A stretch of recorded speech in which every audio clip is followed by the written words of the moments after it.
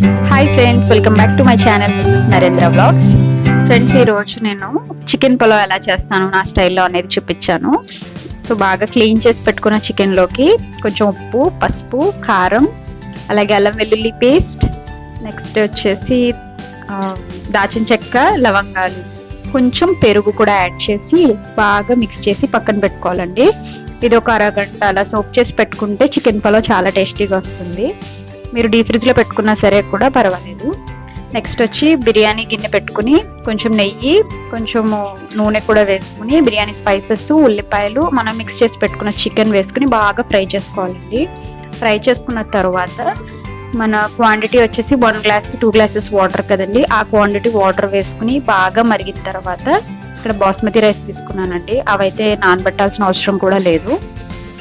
ఇవి వాష్ చేసి వాటర్ మరిగిన తర్వాత బియ్యం వేసేసి సిమ్లో పెట్టేసి దమ్ ఇచ్చేయడమేనండి. అంతే, చాలా సింపుల్గా చేసేస్తానండి.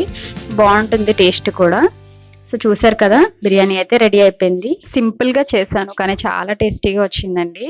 వీడియోని చివరి వరకు చూసినందుకు థ్యాంక్ యూ ఫ్రెండ్స్. అలాగే మన ఛానల్ని సబ్స్క్రైబ్ చేయండి, లైక్ చేయండి, షేర్ చేయండి. Please support me friends.